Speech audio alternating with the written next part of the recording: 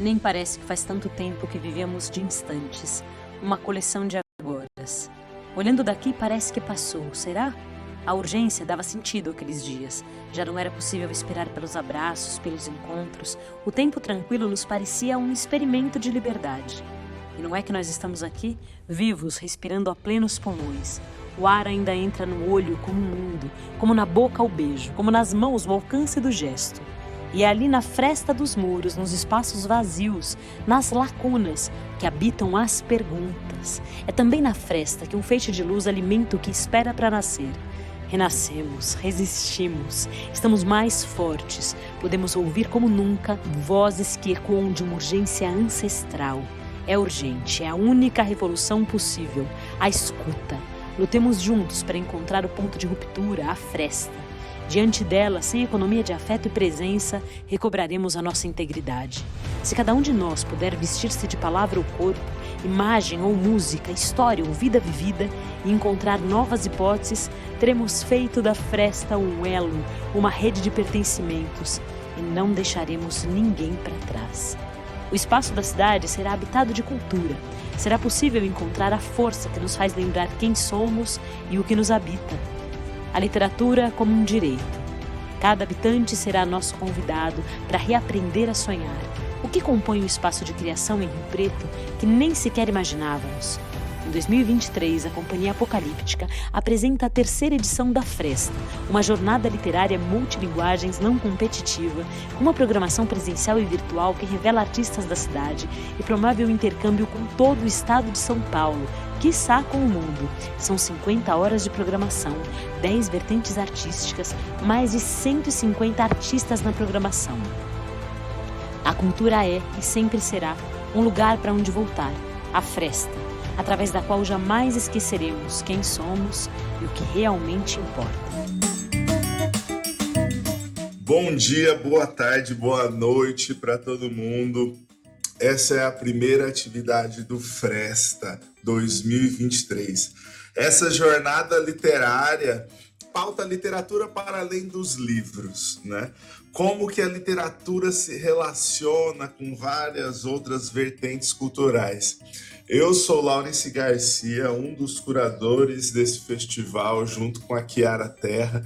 E de hoje, dia 25 até o dia 29, a gente vai ter uma verdadeira maratona cultural na nossa cidade de São José do Rio Preto e também no ambiente virtual, porque pela primeira vez o Fresta vai ser um festival que a Apocalíptica faz, que geralmente é festivais virtuais, mas pela primeira vez a gente vai ter programação presencial também.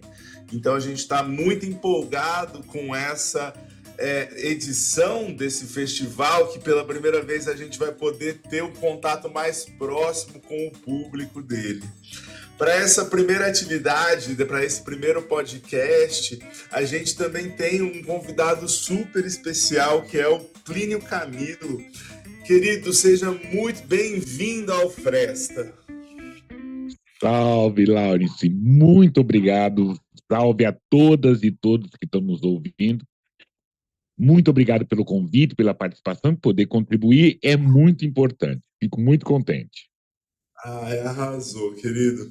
Plínio, para a galera de Rio Preto te conhecer um pouco mais, para a galera que acompanha aqui esse ambiente virtual da Companhia Apocalíptica te conhecer um pouco mais, se apresente, querido. Uma outra importante, antes de mais nada. Aqui no Fresta também, quando a gente se apresenta, a gente gosta de fazer uma audiodescrição também, porque como é só o áudio, né? A gente gosta de fazer essa audiodescrição para que as pessoas possam nos visualizar um pouquinho melhor. Justo. Eu sou um homem negro de 62 anos, uso óculos, negro de pai e mãe, né? Faço escritor, né? Promovo palestras sobre literatura negro-brasileira e oficina de escritas, faço consultoria. Enfim, um educador social também. Que legal. Além do que, eu tô com cabelos dread, isso. Desculpa. Tô com cabelo dread até no meio das costas, assim. Legal. Bom, eu sou um homem branco, também tenho um cabelo grande, moicano, né? Estou um pouco acima do peso, tenho barba, olho castanho e 1,90 m, né? Plínio, conta um pouco sobre o teu trabalho na literatura para a gente. Assim. Então, sou um escritor, né? Escrevo sobre essa, o que eu vejo. Eu gosto de contar histórias. Eu sou um contador de histórias. Eu gosto de contar histórias, né? Trazer histórias que eu ouço, que eu vivi, que eu entendi, que eu transformei, né? Sou muito Aham. mais um proseador, né? Eu não cometo poemas, né? Não cometo crônicas, mas eu gosto da prosa. Gosto muito da prosa, gosto de fazer essa prosa. E um outro trabalho que eu tenho feito e que tem conquistado muito prazer é fazer Ah, essa divulgação, essa informação sobre essa cultura, né, sobre essa literatura negro-brasileira. Como é a proposta, né, desse festival da literatura além dos livros, essa literatura negro-brasileira não é só o negro como personagem, a negra como personagem principal. É aham. essa negra, é esse negro, é essa preta, é esse preto, escrevendo, trazendo seu ponto de vista, sendo um autor, né? Sendo um autor e criando e contando histórias, todas as histórias que queira contar. Ai, que legal. E esse trabalho existe desde quando, Plínio? Meu trabalho eu tenho feito assim, de uma forma mais assintosa, há uns 8 anos, né? É desde sempre quando na minha literatura. E essa ideia da difusão da literatura negro-brasileira é desde sempre que as pessoas falam, mas eu tenho feito, né, com mais intensidade há uns 8 anos. Que legal. E aí, você também começou a fazer o Notas de Escurecimento. Foi mais ou menos nesse mesmo período. É isso Não, ou são coisas paralelas? não, ele veio bem depois. Ele foi um fruto, né, de todas aquelas saídas, né, daquele momento que nós tivemos a pandemia, sem saber o Uhum, que fazer, como é que vai fazer, o que vai fazer. E, principalmente, eu percebi, eu senti pelo menos, né, lógico é. que uma visão um pouco fechada, que não havia espaço onde a gente pudesse conversar sobre essa literatura negro-brasileira, né? E uma característica dos autores, das autoras negras é assim: se não tem a porta, a gente rebenta, né? A gente faz uma porta. Então, a minha ideia é trazer essas notas de escurecimento, que eram palestras que eu fazia em escolas, em outros espaços, que eu trouxe para colocar no YouTube, na internet, e foi, né? Fez 3 anos agora, muito interessante, que eu tive o prazer de receber várias escritoras e escritores pretos falando sobre a sua escrita e mostrar como somos diversos, né? Como temos espaços, né? Como contamos e cantamos sobre tudo. Então, nós, Perfeito. desconhecimento, tem sido isso também. Que legal. Então, esse projeto surgiu mais a partir da pandemia mesmo, Sim, né? sim. No YouTube, ele já estava fora, né? Já tinha feito palestras em vários lugares, várias cidades, né? Mas Uhum. aí, como a gente estava isolado, ou pelo menos estava resguardado, ou tentando estar resguardado, eu resolvi fazer isso na internet, né? Através do YouTube. Entendi. E a gente também aqui, tipo, né, com esse negócio da pandemia, a gente foi se refazendo, né? Não falo nem que reinventando, porque a gente foi se refazendo, né? E a gente também fez festivais, começou a trabalhar e pensar o que daria para fazer, assim. E como que foi isso para você, Plínio? Assim, porque o próprio Fresta aqui, a proposta deles, ele surgiu, né? O pensamento sobre ele surgiu durante a pandemia, num lugar de que como que é a literatura que não seja só o livro, né? Uma literatura que extrapole esse livro, porque se era para ser em ambiente virtual, teria que ser assim, teria que extrapolar o livro, né? A página física do papel, né? Então, assim, como que foi para você também pensar isso, assim, essa literatura que não necessariamente ela se materializa no livro, né? Isso é interessante. A forma de materializar, principalmente nesse momento e agora, é através da escrita, né? Porque a escrita vai através, né? Nesse meio que nós estamos, nesse meio digital, nesse meio além do papel, a gente tem a escrita. E uma das manifestações, uma das saídas, né? Das melhores ou saídas sadias foi promover oficinas. Então, eu promovi muitas oficinas, né? De escrita de contos, né? Que é onde eu, né, faço. Não é que eu faço melhor, eu tenho menos ruindade. E aí eu promovi várias oficinas, e dessas oficinas saíram vários outros produtos, né? Então eu tive o prazer e a oportunidade de promover oficina de escrita com vários públicos, adolescentes, crianças, mulheres, não que eu propus, mas que aconteceu, né? Com negras e negros. Então, foi muito interessante. E disso saem vários produtos importantes, né? Que se fizeram papel, né? Isso foi muito legal também, né? Que ele saiu desse além do papel, mas passou pelo papel. Por quê? Aí, nessa questão da literatura negro-brasileira, é importante que essa literatura, que ela já existe além do papel, ela ir para o papel. Porque é uma forma de se fazer, né? De se corporificar a nossa escrita. Porque essa nossa literatura, ela existiu, essa literatura negra, né? Vinda das pessoas que foram sequestradas das Áfricas, a ideia da literatura, essa ideia, essa concepção dessa literatura africana, de se escrever negro, já existiu. Não veio em papel, mas Uhum, veio em ideias, veio em corpos, esses sim, corpos sequestrados. Aí, a partir desse momento, onde esses corpos sequestrados tiveram uma nova codificação nessa língua portuguesa, mas também uma nova codificação desse encontro com os povos originais, desse encontro nessa terra Brasil, e aí estamos corporificando essa literatura negro-brasileira. da hora, mano. Não, isso é muito louco mesmo, assim. E é bem isso, né? Assim, uma literatura que chega a partir da oralidade, né?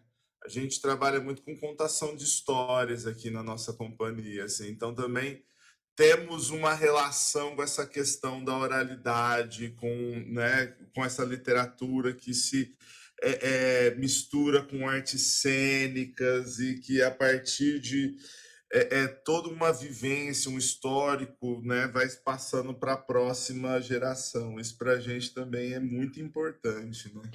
Sim, sim, e é um pouco mais que a oralidade, porque ela também vem de um pensar em quilombo, né? No pensar em grupo, né? A minha literatura é importante, essa literatura, os meus escritos são individuais, sou eu que escrevo em cima dessas minhas visões, mas eles se compõem nessa literatura maior, nesse quilombo maior, né?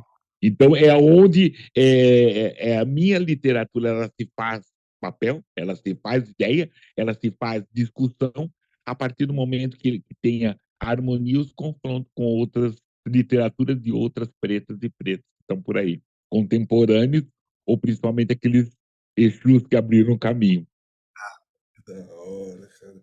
Ô, Plínio, assim, e essa sua literatura, ela é difícil para a gente também colocar as coisas em gênero literário, mas às vezes a plateia também que está nos ouvindo, né, ela consegue vislumbrar um pouco melhor também, porque é o jeito que chega, né? Ah, isso aqui é prosa, isso aqui é romance, isso aqui é poema. Dá para encaixar a tua literatura em alguma dessas caixinhas que a gente até tenta extrapolar? Não, nem sei se é caixinha, mas é uma característica minha. Sou proseador. Que legal. Sou proseador. Né? Então, onde que minha prosa pode se encaixar? Então, ela se encaixa, sim, num romance, sim. Minha estreia foi num romance chamado Namorado Papai Ronca. Ela se Ah, encaixa nos contos, sim. Outros escritos, ela se encaixa. Então, eu tenho vários escritos de conto, Coração Peludo, Outras Vozes, se encaixa em novela, né? Aquele um texto que não é, né? Eu tenho Luísa. Então, ele se encaixa em coletâneas que nós temos, Pretos Encontros, volume 2, que foi finalista do Jabuti do ano passado. Então, essa é a minha prosa. E onde essa prosa também ela se encaixa, onde se encaixa nessa escrita teatral. Então, cometo algumas peças, cometo escritos teatrais e ou onde se encaixa a prosa, onde se encaixa a narração, né? Esses textos narrativos também em roteiros, né? Roteiros de vídeos e cinema. Ai, Então, que legal. esse é meu caminho. Mas o que eu coloquei, não sei cometer, não cometo crônicas e nem poemas. Não, eu tenho uma certa dificuldade com poesia também, assim, pra ser Ah, sincero pra você. Mas eu não sabia que você também escrevia para teatro, né? sim, sim, cometi algumas coisas. Minha primeira formação foi teatro, né? Minha formação, meu olhar para a escrita foi no teatro. Sempre pensei em teatro, pensei em imagens, né? Que legal. Bom, eu sou suspeito de falar, né? Porque eu sou diretor de teatro, então também Sim. é uma coisa meio assim, né? Então, vou até tentar não ficar puxando a sardinha pro teatro, né? Ô, Plínio, e a tua territorialidade? Você é da capital, certo? Sim, sim, mas assim, né, minha formação é interior de São Paulo. Tá, eu nasci em Ribeirão Preto, morei muito tempo em Piracicaba, estudei em Campinas, estou em São Paulo há um tempo, né? Mas a minha formação é bem essa paulistana.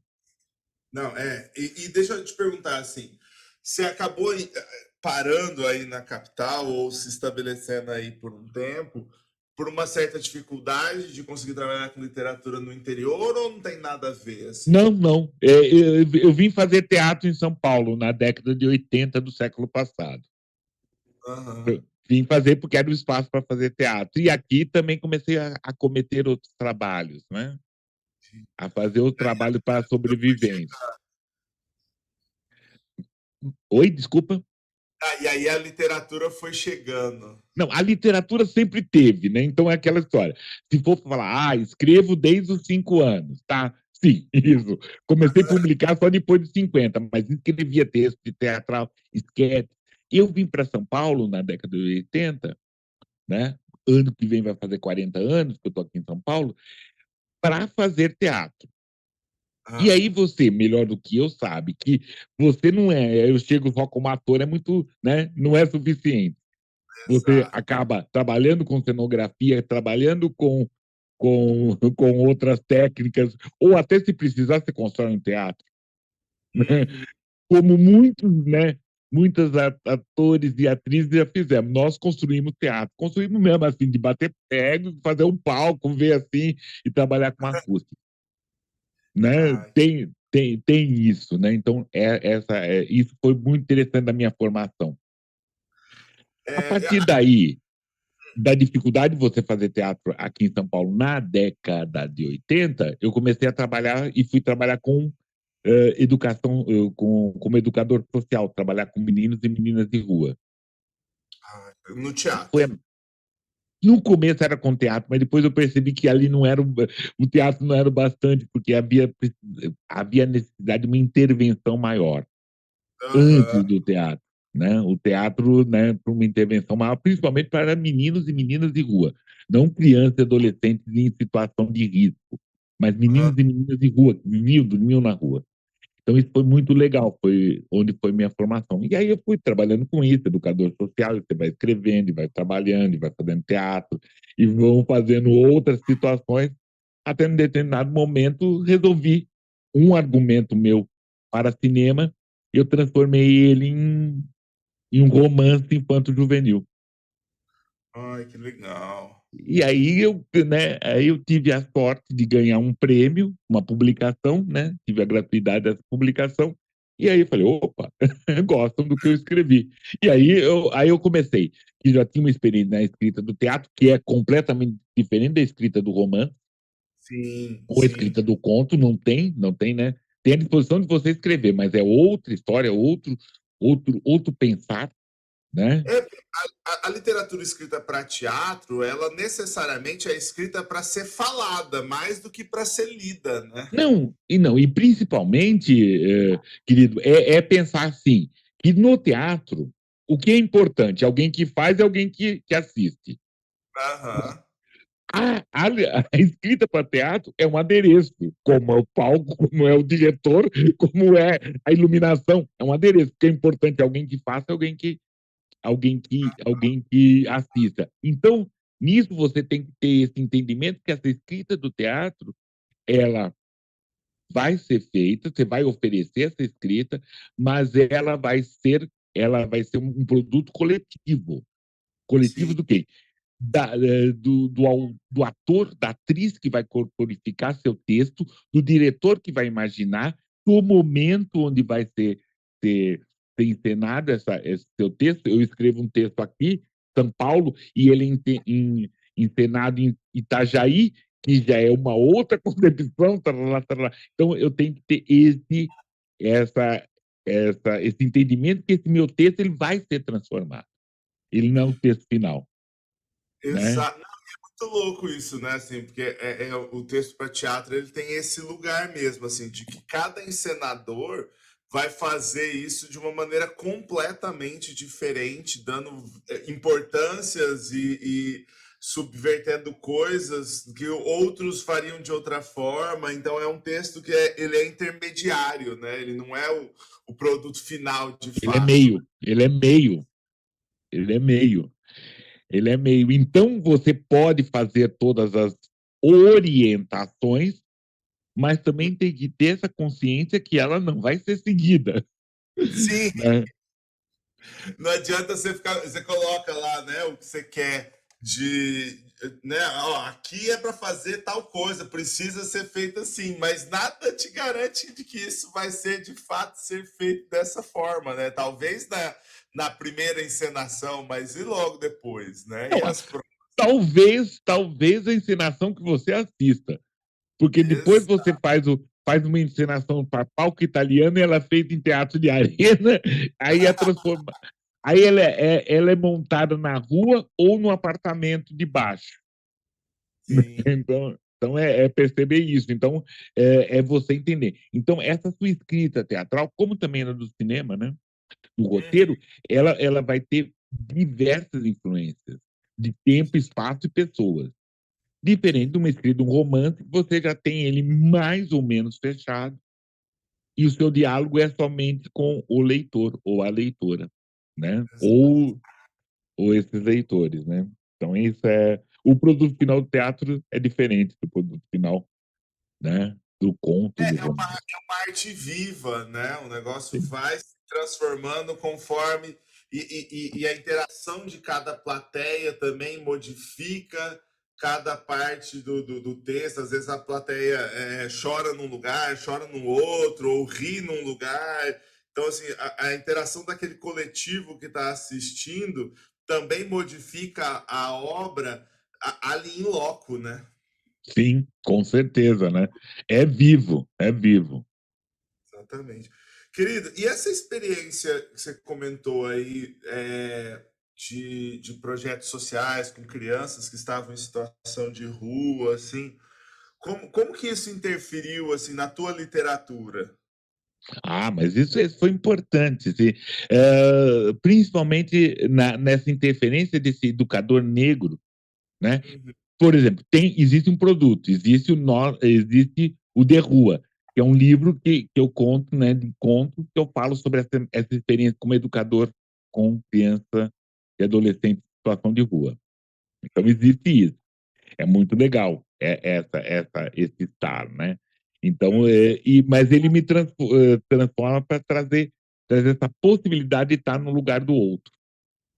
Isso é muito legal, né? Muito, muito mesmo. Essa empatia, né? Esse Essa é disposição, né? Essa disposição. perfeito, assim.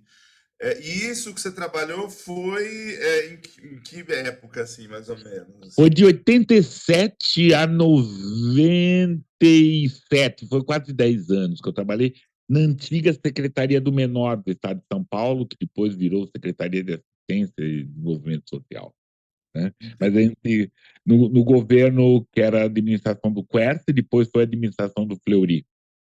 Aham. Também uma pessoa aí de Rio Preto, né? O Fleury era daí. E nesse lugar de, tipo assim, redemocratização e antes desse tucanistão que a gente se passou depois de 98, Sim, né? sim, tivemos isso, né? Essa questão, né? Onde transforma-se a FEBEM numa fundação casa com um nome extremamente equivocado, né? Porque não é isso, né? Não é essa a ideia, né? Aham. FEBEM, né? FEBEM era um nome cruel, porém era interessante de perceber, podia se pensar em um outro nome, né? Você transformar em família não quer dizer que esse trabalho vai ser melhor ou pior, né? Esse adolescente ele está privado de liberdade. Então, ele privado de liberdade, ele tem que ter uma ação. Esse adolescente, essa criança, estão na rua, em situação de risco. Tem que ter um trabalho olhando para eles, assim, com seriedade. O nome, né? Se trocar o nome sem trocar as atitudes, sem trocar o pensamento, não vai virar nada, né? Não, não. E você lembra mesmo, depois, nos primeiros momentos da Fundação Casa, dia sim, dia não, um presidente caía, né? Uhum. Era meio bizarro mesmo, assim, né? Triste. E eu tive um trabalho também com, mas aí já era projeto social, já era bem mais agora recentemente, assim, aqueles conjuntos habitacionais que são feitos pela Caixa, né, do Minha Casa Minha Vida, e que ali eu também trabalhei na reintegração daquelas pessoas, no sentido de que precisar transformar aquilo numa comunidade, né? Porque eles colocam as pessoas em bairros extremamente afastados, colocam lá, não tem nenhuma relação com aquela territorialidade, com aquele entorno, né? E aí precisava fazer essa questão de transformar aquilo de volta numa comunidade, né? Dar Sim, sim. propósito para aquelas pessoas de território mesmo, né? Então, assim, ó, a identificação com aquele espaço, né? Então, isso teve na minha formação também, enquanto profissional, que eu considero assim, muito importante também até hoje, assim, dentro das coisas que eu faço. Necessário, necessário. Não, porque as pessoas têm uma visão equivocada, né? Assim, até a própria assistência social, né? Às vezes é esse lugar de assistencialismo e não de empoderamento, né? Então é um lugar meio estranho, assim. Bom, mas Plínio, e aí nesse meio veio o que a gente falou um pouquinho aqui, né? Do teu projeto que você fez depois, as notas de escurecimento, assim, qual que foi, assim, que você acha que essas entrevistas com outros autores e tal, assim, qual que foi uma que te marcou bastante, assim, cara? Foi um evento que a gente tinha preparado para uma sexta-feira, no meio da pandemia, tínhamos preparado para dia 20 de novembro. Era uma festa. A gente ia fazer toda uma festa muito legal, muito interessante. Convidei bastante negrada, então a gente estava com a negrada assim. Só que no Ah, dia antes, 19 de novembro, teve o assassinato daquele negro lá no supermercado no Rio Grande do Sul. sei. Foi uma tristeza, a gente não se aguentou. Choramos ao vivo, fizemos. Então, onde era uma festa, a gente fez uma coisa extremamente sanguinolenta, porque aquilo nos feriu, né? Ou como na pandemia, cada vez que negras e negros, a primeira mulher que morre é negra. Então, todas essas questões. Então, esse foi um que me marcou muito, né? Porque muitos, né, muitos de nós, assim, não se conseguiu, não se conteve. Foi brabeira, foi muito brabeira mesmo.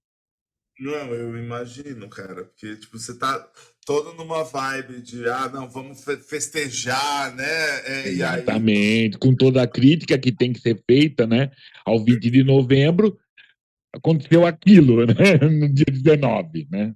Então foi brabeira, brabeira, brabeira.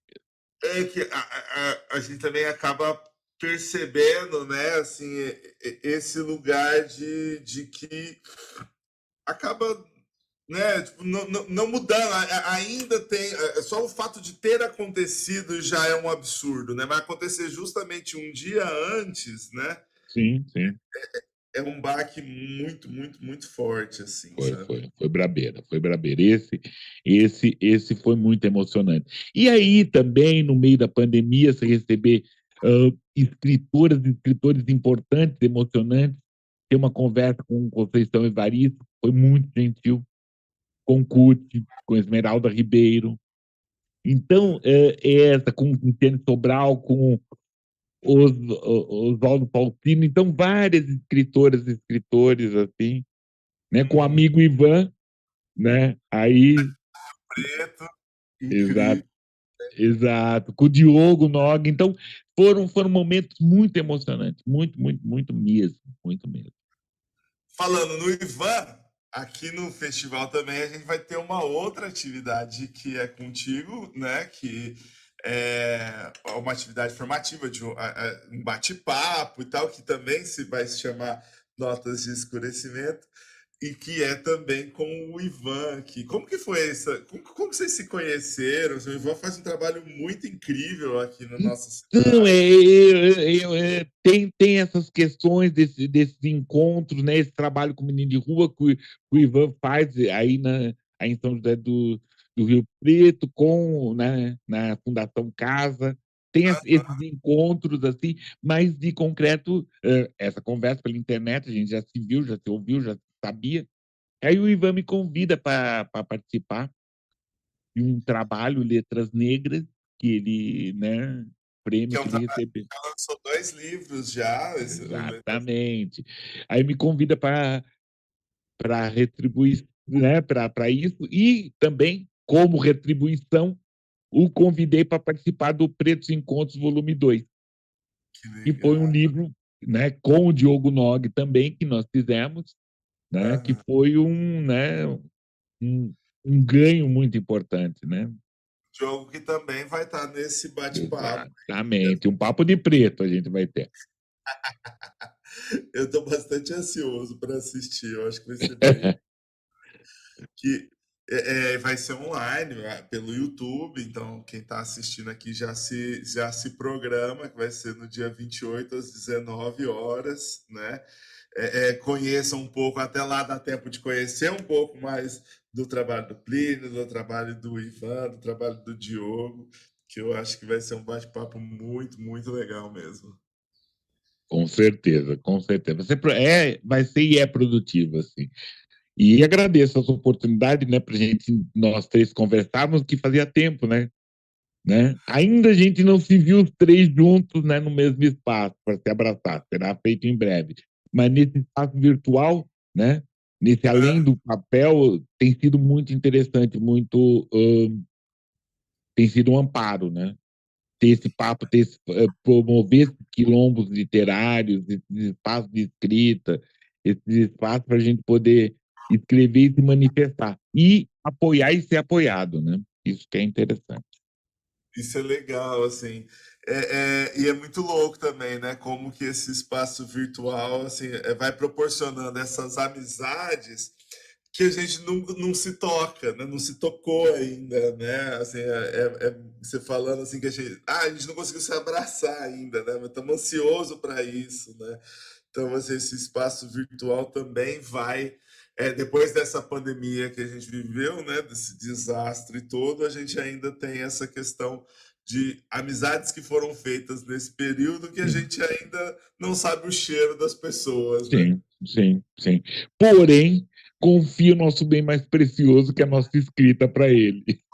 Exato, não é? Olha, eu te confio a minha escrita, algo que está aqui no meu âmago, mas eu não sei o seu cheiro. Eu acho isso. Exatamente, exatamente, exatamente. Se você usa requistou, não avanço. Mas assim, tem isso, né? É isso mesmo.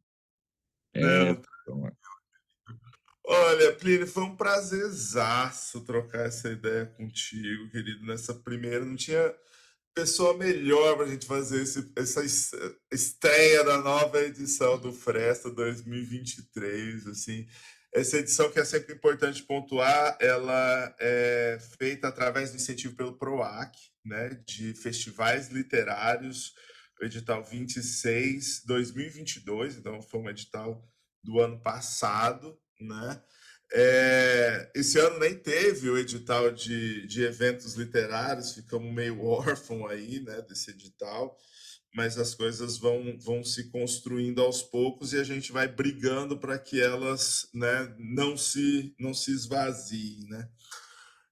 Foi um prazerzaço, querido, trocar um pouco, conhecer um pouco melhor a tua história, conhecer um pouco melhor a tua literatura. Eu estou muito ansioso para essa atividade que vai acontecer aqui no Fresta no dia 28. Eu acho que vai ser incrível. O Ivan já participou da primeira edição do festival, já do Fresta, fez uma formativa aqui com a gente e foi muito legal também, né? E aí eu queria ver se você tem alguma última consideração para esse nosso bate-papo. A consideração, assim, nesse primeiro momento, essa recomendação viram outras, né? Mas uma recomendação é assim: leiam escritores pretos e pretas vivos. Leiam escritores pretos e pretas vivos. Vivo, Essa, isso é muito vivos. importante, porque a galera vai muito pro Lima Barreto, né? Para autores que são muito importantes, né? Mas valorizar a pessoa enquanto ela está produzindo é fundamental, né? Sim, sim, é esse pedido. Vamos lá, lógico, leiam os outros, né? Mas leiam pretos e pretas vivos, por favor. É isso, querido. Olha, que seja a primeira conversa nossa de muitas que vão vir por aí. Eu só tenho a agradecer, agradeço também a todo mundo que está aqui assistindo com a gente, né? É a primeira atividade de um festival que tem aí mais de 50 horas de programação. Muito, muito, muito obrigado e até a próxima. Sou eu que agradeço. Boa sorte para todos e todas nós, né? Vamos trancar. Obrigado, Laura. Arrasou!